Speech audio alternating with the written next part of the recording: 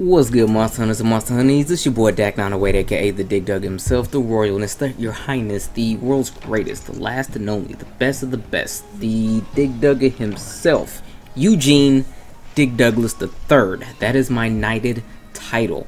Okay, Sir Eugene Dig Douglas III. I'll take it, I'm gonna run with it. Regardless though, pleasantries aside, ladies, gents, Monster Honeys, Monster Hunters, we have Kirin, the most cosplay thing in the history of cosplay, next to probably just a naked bitch, because everyone plays a naked bitch at least once a day. Hopefully.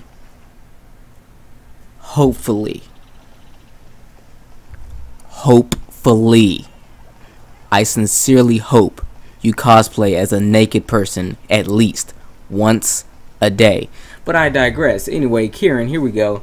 The damn unicorn horse thingy. Now, I never fought Kirin before, up until this game that is. I fought Kirin to make the armor that you see me wearing as I am wearing it right now. This is the Link Heroes armor. So, it's a pretty dope set, but as soon as I put it on, I told myself, damn's a black ass fucking Link. I'm just looking at him right here in the video. Anyway, I forgot that Kirin was an asshole of a monster, and whenever it is enraged, you can't hit anywhere except the front part of his body. And I was like, why wasn't this a problem when I fought it the first time? Because when I fought the first time, I was wearing Sergio's armor, and then I have Mind's Eye on it, so it didn't really matter. I can slap it all across the back. I didn't recoil from it. You know what I mean? I didn't recoil from it. But okay, here we go. Now let me just go and give you a quick lowdown with this monster. Now this monster isn't actually too hard to fight. I mean, granted, the weapon I'm using right now is the Doom Crown, which is the rarefied variant of the lance that I really would have used anyway.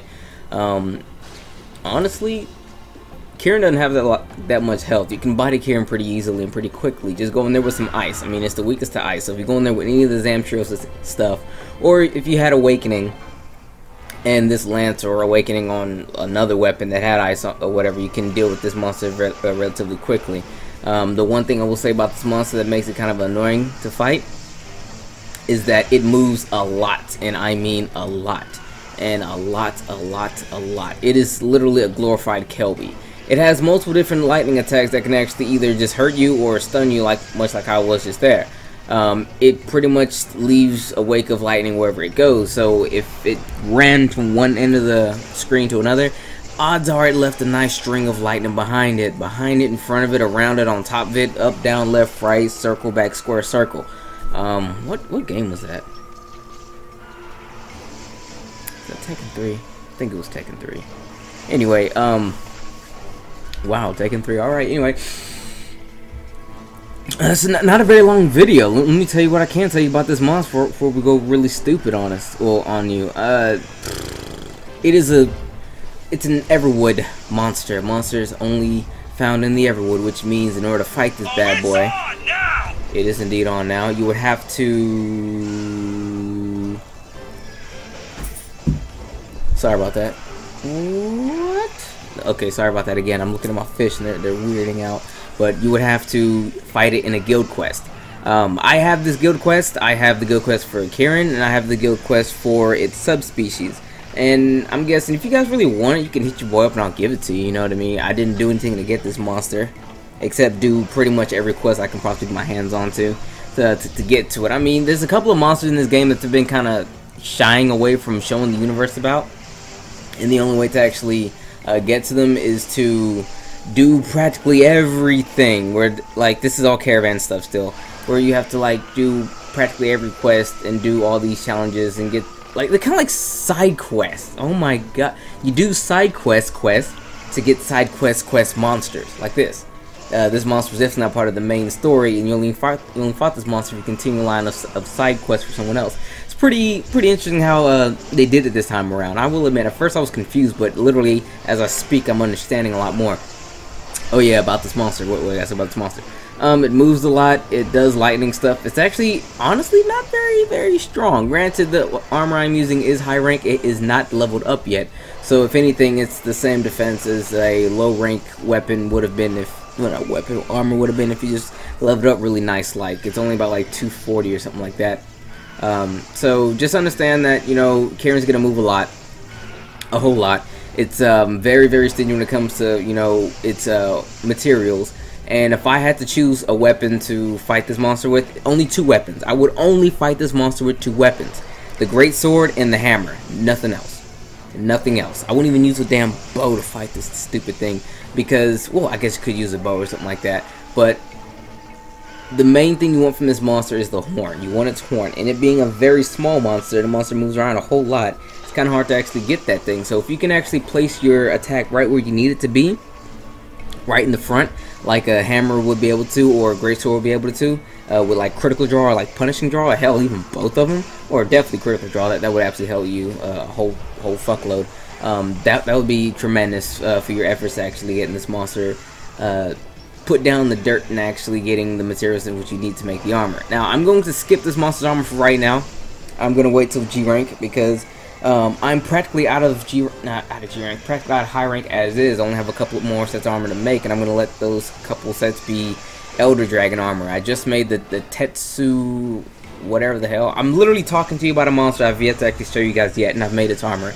I need to find, or I need to do a bunch of quests so I can actually fight the Anktor offline, because I practically have all the materials to make his armor as well. Again, I got its materials by fighting it while trying to make the Master Sword as the DLC, because you have to fight him to get it. And in the process of me getting the Master Sword, I did indubitably get enough materials to make his armor. So whenever I show you guys me fighting him, I'll be already good to go in terms of his armor. So I won't have to dilly-dally with him much longer, and we can finally move over to G rank. So, damn, I didn't talk about Kirin for shit in this video. Just remember, guys, ice, baby. Going here with a freaking weapon that, you know, either Mind's Eye or something with a little bit more speed. I absolutely, and under no circumstances, say use any lance when fighting this thing, especially when to grind it out. Like, you can do it, you'll kill it in, I guess, a reasonable time, but you'll be frustrated the entire time in doing it. I mean, I killed this thing in like 11 minutes. That's not bad time, no matter how you slice that chicken. But it was a very annoying 11 minutes of my life. I would have much rather, I don't know, been fucking. Truthfully, yes. I mean, hell, yeah. Anyway, whew, I ain't got nothing to say.